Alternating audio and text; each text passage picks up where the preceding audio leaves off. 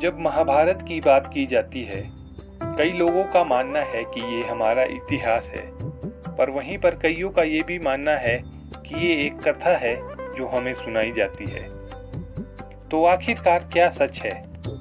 आइए जानते हैं आज की इस वीडियो में कि क्या महाभारत एक इतिहास है या सिर्फ एक कथा है जो हमें सुनाई जाती है।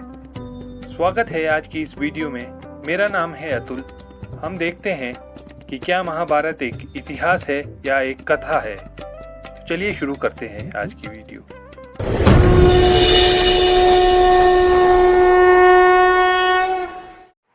महाभारत को वेद व्यास ने 18 अध्यायों में लिखा, जिसमें कौरवों और पांडवों को दिखाया गया है। महाभारत सिर्फ युद्ध गाथा नहीं, बल्कि ये हिंदू धर्म की विचारधारा को विस्तार से दर्शाता है, जिसमें भगवत गीता के साथ साथ ही दमयंती, शकुंतला, पुरुरवा और उर्वशी, सावित्री और सत्यवान, कचा और दामिनी की कहानियां और रामायण की छोटी सी छवि देखने को मिलेगी। अगर हम एस्ट्रोलॉजी और आर्कियोलॉजी के मुताबिक देखें, महाभारत की टाइमलाइन 5000 से 1000 BCE में मिलती है। अब हम आते हैं अपने पॉइंट की तरफ, जो है डिकोडिंग ऑफ लैंग्वेज। तो महाभारत ऋषि वेद व्यास जी ने साफ साफ शब्दों में कहा है, यह इतिहास है। तो ये बात सोचने वाली है कि महाभारत लिखने वाले को यही कहानी ही लिखनी होती तो वे उसे महाकाव्य या कथा कहते।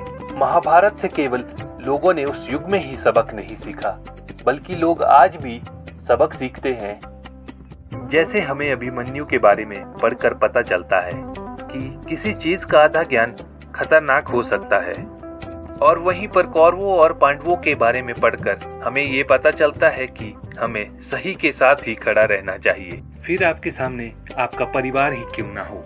और ये लाइफ चेंजिंग मॉरल आपको आज की किताबों में देखने को नहीं मिलेंगे, और ना ही किसी को इतना समय है कि ये ग्रंथों को एक एक कर पढ़े। तो आइए देखते हैं क्या है वे सबूत जो महाभारत को सच्ची होने की गवाही दे रहे हैं। प्रूफ नंबर 1, हस्तिनापुर में पाई गई पोटरीज। उत्तर प्रदेश में स्थित हस्तिनापुर महाभारत के दौरान कौरवों की राजधानी थी, और इसी हस्तिनापुर में 2020 अगस्त में पोटरीज मिली, जिनकी कार्बन डेटिंग से पता चला यह 3000 BCE की थी, जिनमें वैसे ही डिजाइन मिले जैसे महाभारत के पांचाल की नगरी में बने पोटरीज में बताए गए थे। ये पोटरीज हस्तिनापुर में ही नहीं, मथुरा, कुरुक्षेत्र और कंपिलिया में पाए गए, और महाभारत के ये शहर आपस में एक दूसरे से जुड़े हुए थे। प्रूफ नंबर 2, सिनौली में पाए गए वॉरियर चैरेट्स। सिनौली हस्तिनापुर में बसा हुआ 90 किलोमीटर दूर एक गांव है। आर्कियोलॉजिस्ट सर्वे ऑफ इंडिया ने 5000 साल पुराने चैरेट यानी लड़ाई लड़ने वाले रथ को खोज निकाला।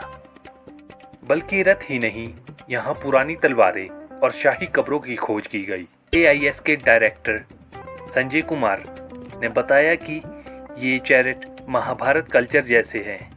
प्रूफ नंबर 3, द्वारका नगरी।